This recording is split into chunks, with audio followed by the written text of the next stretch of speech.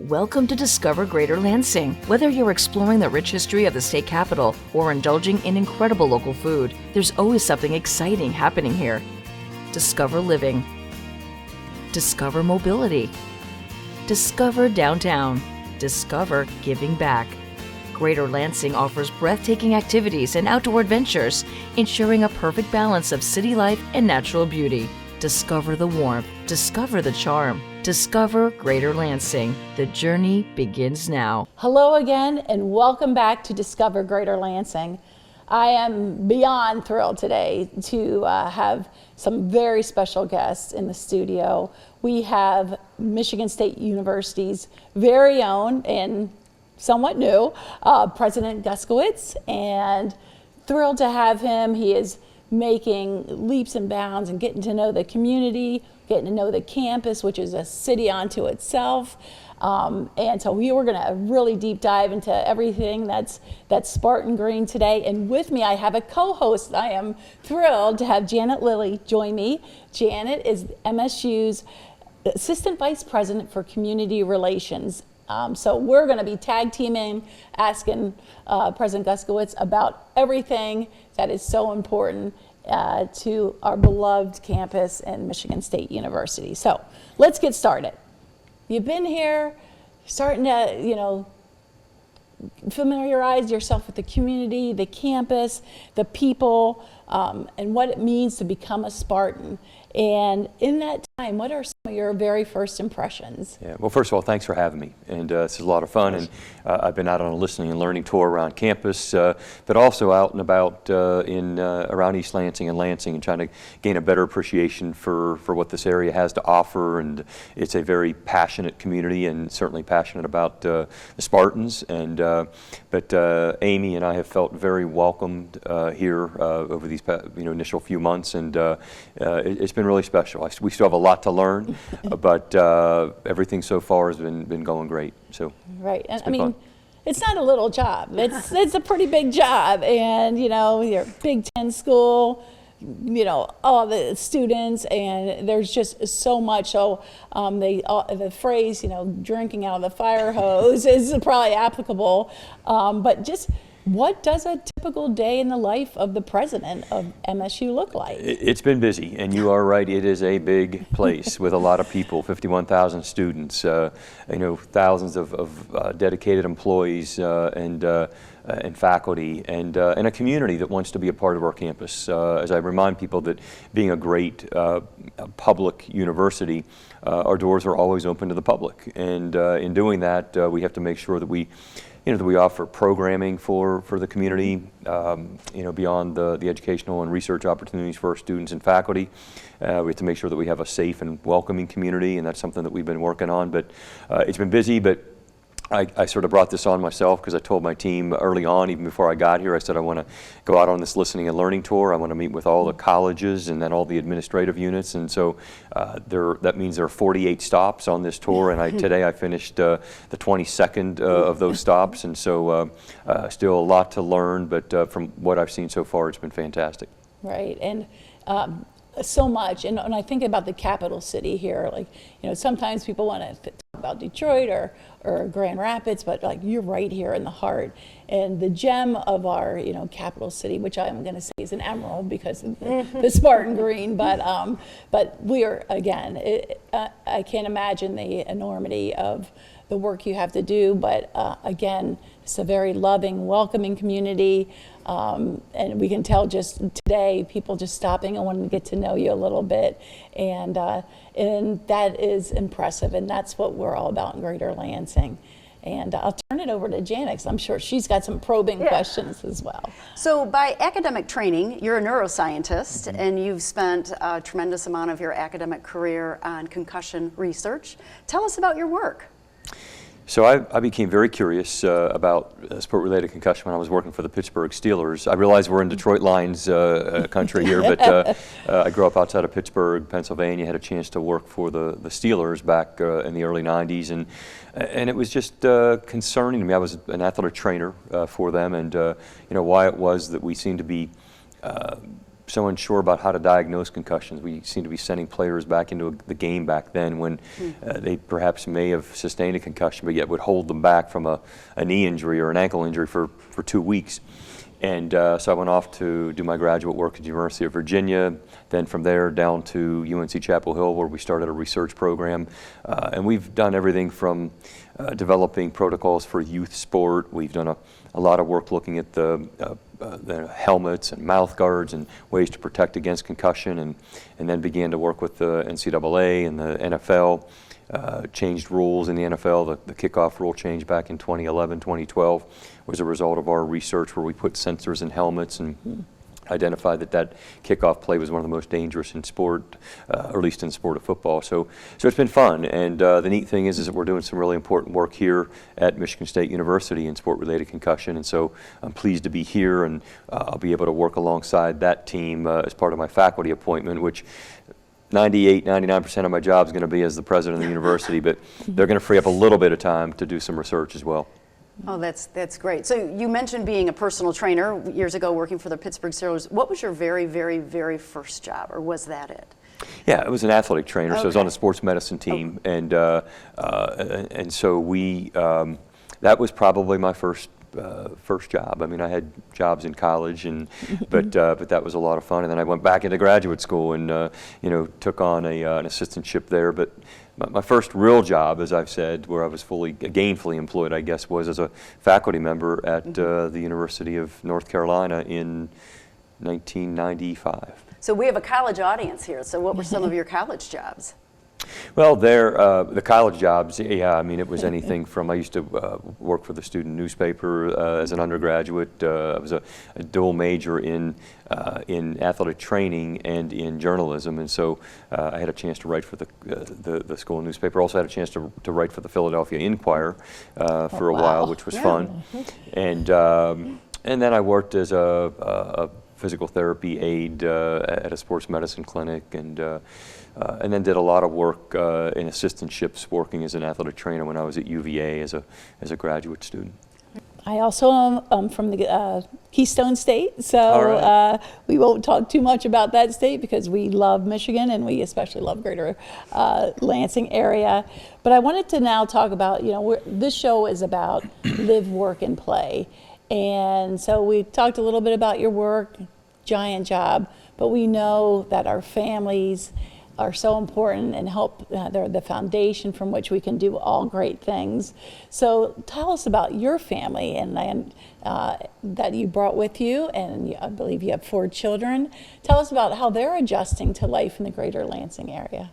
So family is very important to me. Amy and I have 4 children, and the 3 older ones are sons who have graduated from high school and college, and one's living in San Francisco, one's living in Washington, D.C., one is living in Durham, North Carolina. They're all gainfully employed, and then our daughter she is a high school junior and still wrapping up her junior year back in North Carolina, and so Amy has been back and forth. In fact, she'll be in town this weekend, and but we're so yeah. There's family's really important, and I love engaging them in my work. And 2 of the boys graduated from UNC Chapel Hill while I was the dean and chancellor there, and I remember asking them. I called them up the night before I was about to be named chancellor, just to check in with them, to let them know it happened pretty quickly, and to see if it was okay with them. And my one son said, it's okay, Dad. It'll be fine. It's easy to hide behind a name like Guskowitz. So That's wonderful, and I'm sure your family. You're trying all the restaurants and the river trail and the zoo, and we can give you a whole litany. Just watch a couple episodes of this show, and you'll see. But we also love going on campus, from the dairy store to sporting events. It's a destination and it's an experience. So it is, and we've enjoyed it. The first week to 10 days that we were here in early March, we had some incredibly nice weather. In the low to mid 60s, so we got out on a lot of walks with our dog Coda, and enjoyed going to the dairy store, enjoyed talking with students on Adams Field, and going to, gosh, we were lucky. We had, in 1 week, 10-day period roughly, we had, the senior night at Breslin for the men's basketball team. We went to watch gymnastics and hockey, both winning Big Ten championships on the same day, just hours apart from one another, with a lot of excitement. I got to at Breslin. I enjoyed the Izzone. I got to walk through there with students, and then hung out with the Munsters, as they're called, at Munn Arena for hockey, and a lot of excitement. But just getting time with students and walking through some of the cafeterias and hanging out, and it's been great. And looking forward to the weather heading in the right direction here soon, because it's nothing better than having the students out about campus. Well, you're welcome for that March weather. We want you to stay, so we made sure we talked to some higher powers. But Janet, I heard he has a puppy. Let's talk about it. I know. You mentioned Coda. He big hit on campus. Tell us more, because you have other pets as well, correct? We do. So we have 2 dogs and a cat, and Coda's the only pet that's been here with us in Michigan, and he's been a real hit with the students walking out about campus. He loves to jump up on folks and makes friends. He's taken more pictures. My daughter's created an Instagram account for him, and so it's been fun. And but he's still a puppy, so he's a bit rambunctious at times. But what kind? Oh, he's a Cavapoo, and then Charlie's our other dog. He's a Cavapoo, and then a cat named Mocha. So we're not sure that Mocha's going to make it to Michigan, but we're given that we have one of our sons back in North Carolina. He's we don't want to pull all the pets away all at one time, because he's a big kind of a big brother to the pets. Oh, absolutely. So has Coda met Zeke? Coda has not met Zeke yet, Zeke the Wonder Dog. I have, and Zeke's been incredible, and we've talked about trying to get them together. And Zeke has quite the following. His Instagram social media accounts are more highly attended than Coda's at this point. But Coda's still a puppy. But I do look forward to introducing them to one another. Oh, have you had Zeke on the show yet? Well, I was just thinking, what dog? I couldn't get any of my dogs or any of my daughter's dogs to stay. They'd be running all around. So we welcome, you heard that, we welcome a furry guest at any given time. So when we have you back, you can bring. Well, we'll make it happen. But Zeke, maybe that's where we introduce Zeke and Coda. But I was with Zeke and Coach Izzo 2 weekends ago at the newly admitted student day at Breslin. We had about 10,000, 11,000 people in the arena out there with about 4,000 newly admitted Spartans, and it was incredible. We welcomed them to campus for a beautiful day. It was a beautiful sunny day, and it's going to be a great incoming class of curious students, and that's what I love. There's nothing better than curious students that we have to prepare to become the next generation of leaders and problem solvers. Right.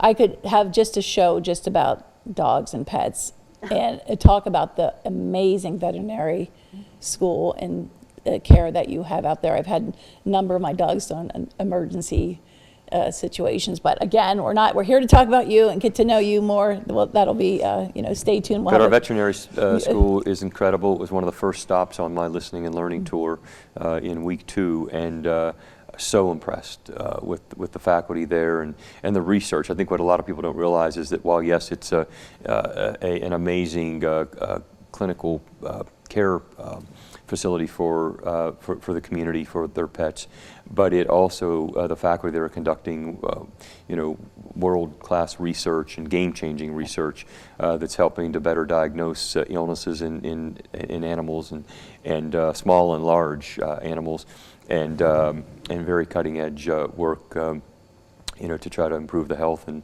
well-being of all animals. Yeah, absolutely.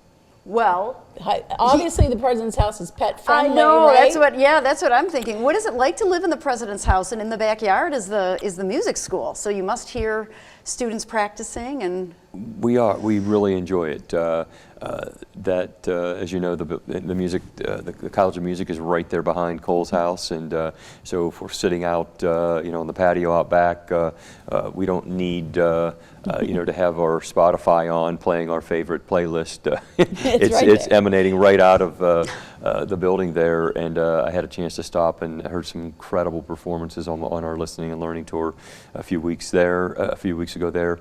And it's an amazing facility too, and it's a credit to one of the things I love about Michigan State University is that we've stayed true to our land grant mission of which really began around agriculture and the veterinary medicine and education, but it over many decades now, since 1855, we've expanded out as a more contemporary looking, feeling university, and the music. We have a world-class music departments and College of Music, which I really love. And I can't wait till that first football game as the marching band is warming up on Adams Field to march into Spartan Stadium with them. And I've heard that's a tradition, and so yes, it's been fun.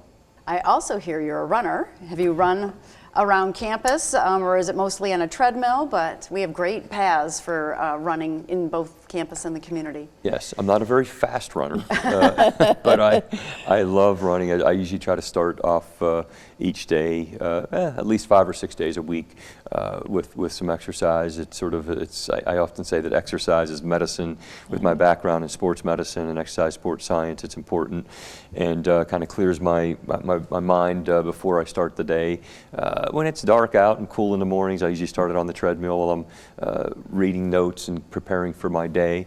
But on the weekends and on a nice warm day, as the days get longer and warmer, I'll be out on the trails. I love running along the Red Cedar River, and I've got a nice about a 5-6 mile loop that I've worked out. But I'm looking forward to learning new places to run, and so it's been great. All right, in our last moments together, I'm going to put you on the spot a little bit, and I probably know the answer, but if you had to pick just one thing in the greater Lansing area that just really you love already, what would that one thing be? Wow. I have a feeling it has some green in it. That it would obviously be Michigan State University, and it's obviously what I know best at this point in time, and with still a lot more to learn about the greater Lansing area. But this is an incredibly, a public university, a world-class, what I would say a leading global public research university that we need to be proud of, and the fact that we're right here in the center of the state, and so it's an amazing place, and I'm proud to be leading it alongside a passionate Spartan community. Well, welcome. We welcome you with all our hearts, President Guskowitz, and wish you the best of success. Thank you for being on our show today. Thanks so much for having me. Downtown Lansing's nightlife scene continues to evolve and transform as we continue to get new venues and offerings. Today we're here with Kevin Meyer, owner of Gray Wall Hot 224, to tell us about Downtown Lansing's newest concert venue. Thanks for joining us. Well, thank you, Shaquilla, for having me. Yeah, can you tell us a little bit about how Gray Wall Hall has kind of helped transform the nightlife scene in downtown? Sure. We opened up about 6 months ago. We're a 900 capacity venue right on Washington Square in downtown. In the first 6 months, we've already had over 60 events.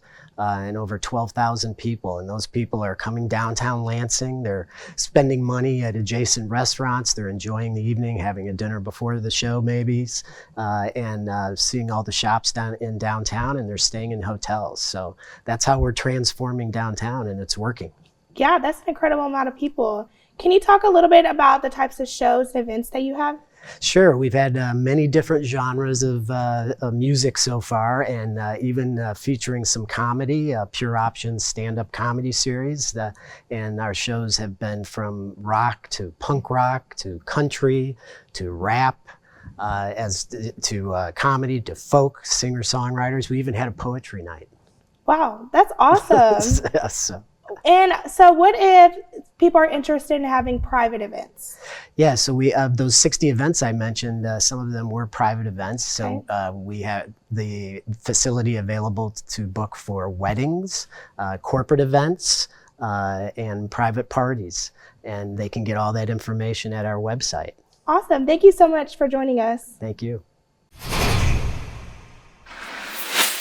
So Ashton, I understand that human trafficking is a growing issue of concern in Michigan and also across the country. What is CATA doing to help combat human trafficking? Absolutely. Human trafficking is a growing topic of conversation, and it's good that it's being brought to the forefront of conversation.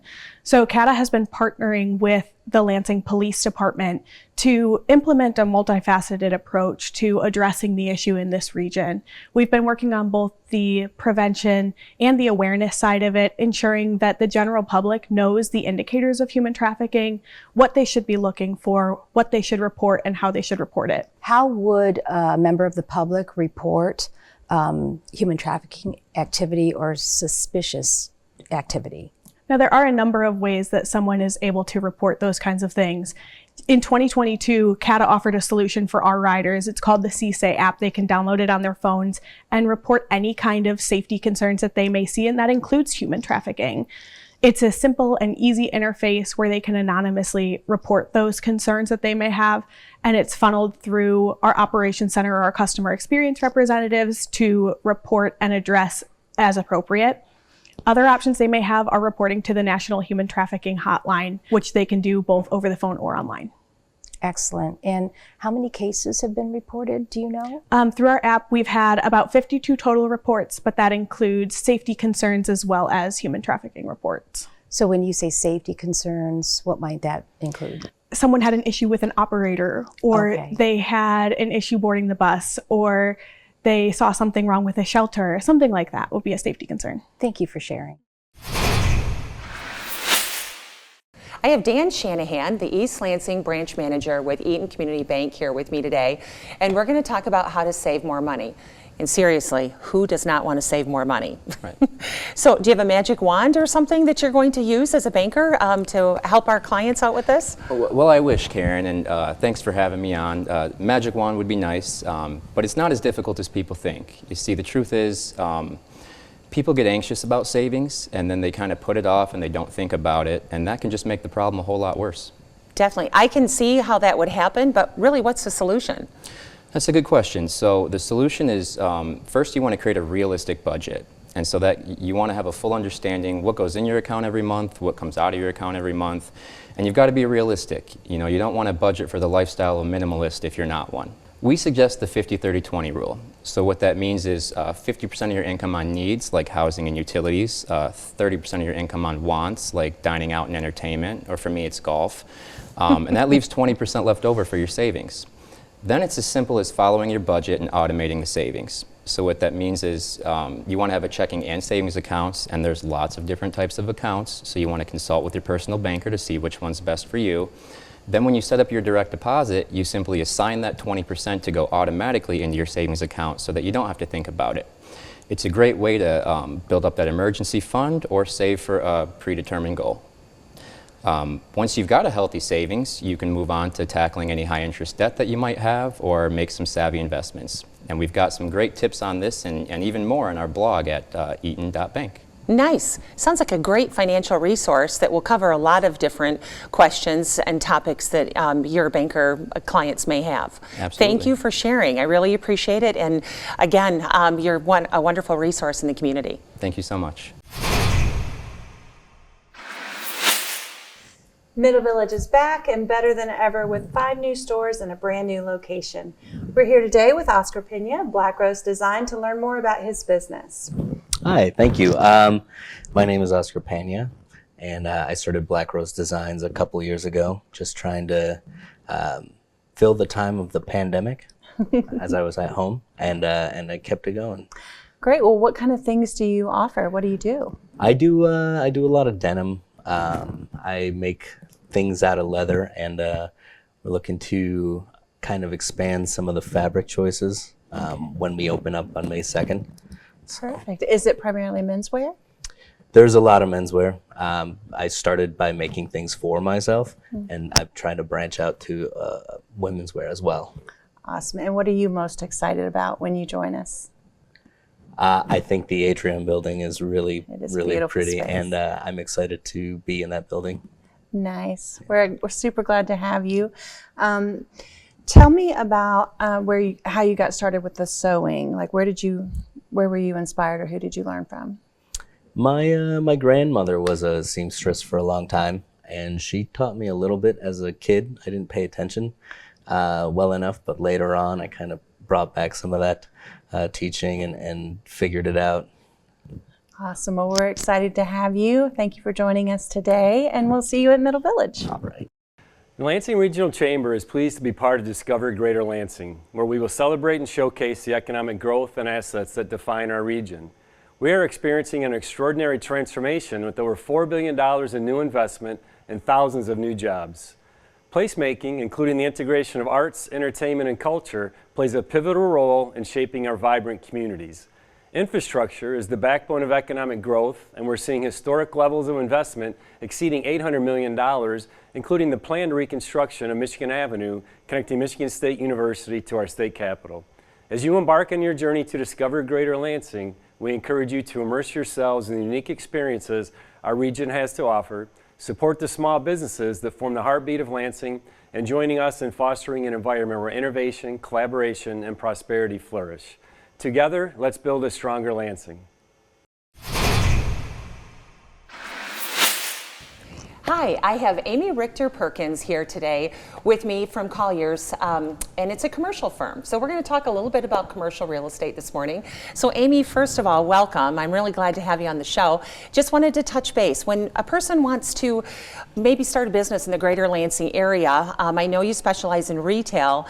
What are you going to talk to them about first? Yeah, thanks so much for having me, Karen. I really appreciate it.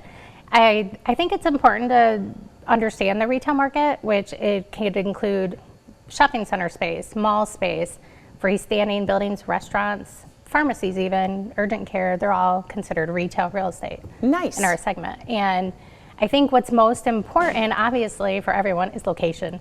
But there's so many things that factor into what makes a good location for a business. And bringing in an expert that can help them navigate the process, understanding zoning. It's a huge impact on what you're allowed to do in the municipality, what the requirements are to get approvals or special use permits or do your build out, and then understanding the demographics, where your target base is.